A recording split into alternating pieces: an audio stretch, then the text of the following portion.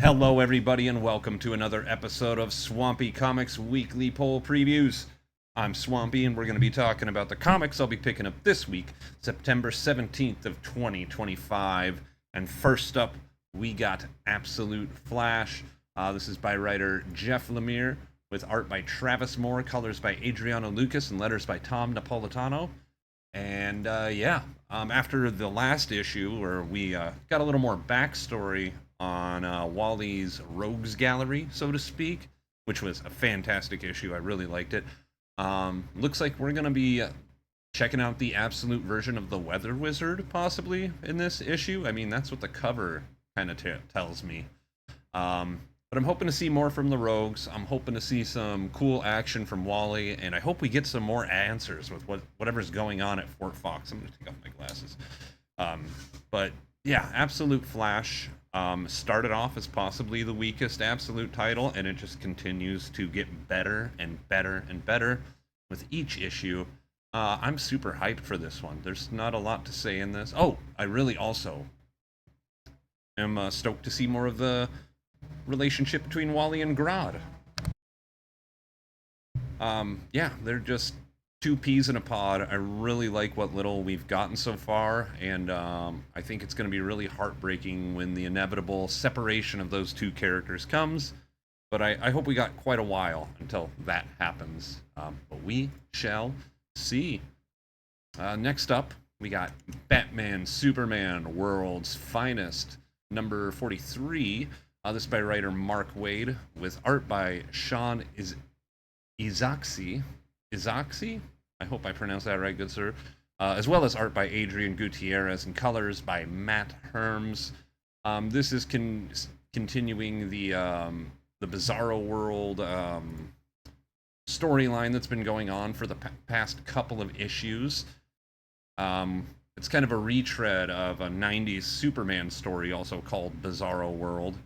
This one, I can't remember the actual full Bizarro title, but anyway, it's fun. This has been a fun couple of issues. I'm wondering if this is going to be the last in this little story arc, or if we're going to go for a 4 or 5-parter like the original Bizarro World. We shall see. But this is really cool. Taking the Bizarro World and giving the Bizarros an infection that turns them into normal people, which makes living in their world absolutely terrifying and awful.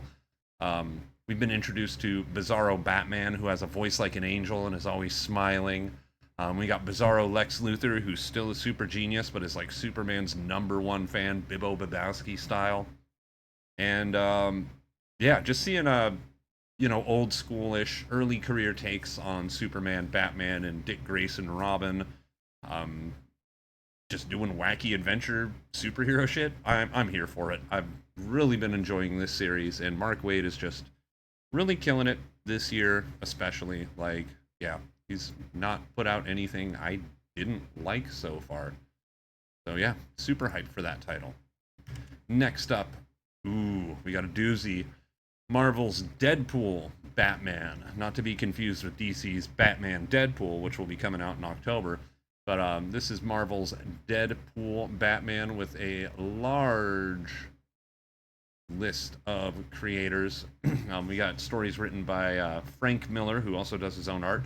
Al Ewing, Chip Zdarsky, Kelly Thompson, Kevin Smith, Ryan North, Zeb Wells. I mean, Zdarsky, Thompson, and Ewing and North are 4 of my favorite writers right now. I'm really enjoying Crypto, Absolute Wonder Woman, the new Batman, what Al Ewing is doing with Absolute Green Lantern, what he did with Metamorpho earlier this year. This is going to be lots of fun. What do we got in this one? I can't remember because I keep on getting the two titles mixed up. But let's see. We got the Deadpool Batman story, and we're also going to have a team up with Daredevil and Green Arrow, which I'm really excited about. Captain America and Wonder Woman, which will be great. And Jeff the Landshark and Crypto, which will be adorable. I was hoping the Green Lantern Rocket one was going to be in this one, but I guess I will... Oh no, look it, they just didn't list it. Yes, Rocket Green Lantern is totally in this one. That's the story I'm most hyped for. One of my favorite Marvel characters and one of my favorite DC characters hanging out together. This is just going to be a lot of fun. It's the first crossover Marvel and DC have done in like 20 years, I believe. So even if you're just a passing fan of comic books, this is a fun title. Pick up. I know I'm going to be picking up multiple covers, and I guess I'll review those covers on the tier list. I'll showcase those. I'll give them their own special little section, and yeah, we'll talk about the covers on the tier list because I know what I want to get, but it all depends on if I can get it. So we'll see with that one. Next up, we got Fantastic Four #3. This is by writer Ryan North, with colors by Edgar Delgado, pencils by Humberto Ramos, and letters by Joe Caramagna. Oh, and inks by Victor Olazaba. This continues the weird timey-wimey shenanigans that Doctor Doom has put the Fantastic Four into in the first two issues.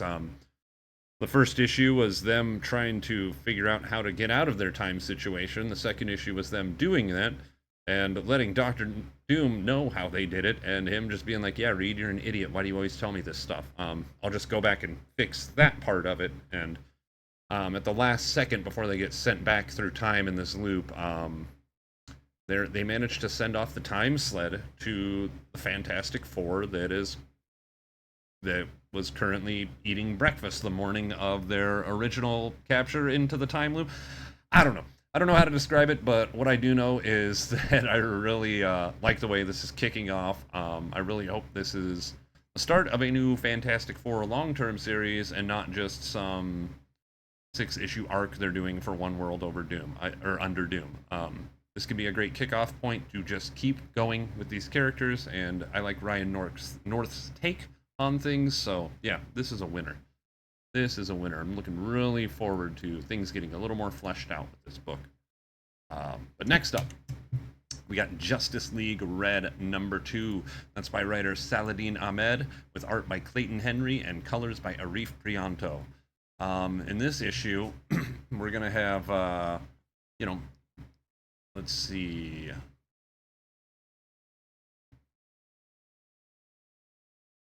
Yeah, this issue, yeah, that's okay. I didn't want to talk out of turn if that's what wasn't going to happen because I was just going to assume. But yes, I believe Cyborg is actually being introduced into the Justice League Red in this issue as Red Tornado, who's kind of an all-powerful AI, is trying to recognitively avert certain events that could lead to the doom of the world. But it's all really suspicious what he's doing. I think he's well intentioned, but I think he might be sowing more chaos than he means to, or maybe there's somebody behind already pulling the strings. I don't know. We'll see. The first issue is pretty good. I'm all in, no pun intended, on Justice League stuff in general right now. So although I wasn't like over the moon about the first issue, I still thought it was solid. Clayton Henry, like, his art is just so strong as just good, high quality superhero looking stuff. Like, it's great. But yeah, we'll see where this series goes. It has the potential to be really cool and take a lot of these B team characters that don't have their own books or don't even get focused. Well, Power Girl did, but doesn't anymore. But yeah, seeing Simon Baz, Cyborg, and Power Girl hanging out, getting shit done, I'm here for it. Especially if we got a giant robot coming in, and if there's another giant robot in this issue, oh man, Justice League Red might be climbing my favorite series of the years. Anyway, next up, we have another Ryan North title. We got Crypto, the Last Dog of Krypton, #4, and yeah, by writer Ryan North, art by Mike Norton, colors by Ian Herring, and letters by Lucas Gattoni. It looks like in this issue, Crypto's gonna make a friend, another stray. Who that friend will be, we shall see. I kind of hope it's Streaky, but it could just be another cool, normal dog. The last issue of Crypto was so good. This series just has so much heart and is nice, light reading for the whole family, or even the comic book fan who's heart hasn't dried up into a jaded, cold, passive aggressive lump of coal in their chest. But there's not much to say about this book. It delivers on the premise perfectly. It's crypto doing superdog things, backed up by some really great art. So yeah, good stuff. Not much to say about crypto. But next up, ooh baby, we got the New Gods number 10. Oh, by art by Rom V, or sorry, written by Rom V, art by Evan Cagle and Simon Parr, with colors by Francesco Segala. And oh man, yeah, I really did enjoy Simon Parr's art in the last issue, and Evan Cagle kills it every issue, as does Rom V on the writing. But man, we're getting towards the end of honestly the series. Like, if this hadn't been so good in the first couple of issues, I probably wouldn't be buying comics like I am right now. So this series is pretty important to me, and pretty important to my fandom. I really like it. It hits so many notes for me. And as we're getting towards the last, I mean, we're in the last 3 issues now, and I'm really excited to see where Rom V takes us. I'm really excited to figure out the fate of Kamal and how um, the new Genesis New Gods are gonna hopefully help this kid out. Even more so, I can't wait to see how this maybe loops into DCKO and the whole Heart of Apocalypse storyline. So, I mean, there's a lot to be excited for with this series. It's so good. So good. So good. Anyway, last book of the week. We're getting Predator Kills the Marvel Universe, number 2.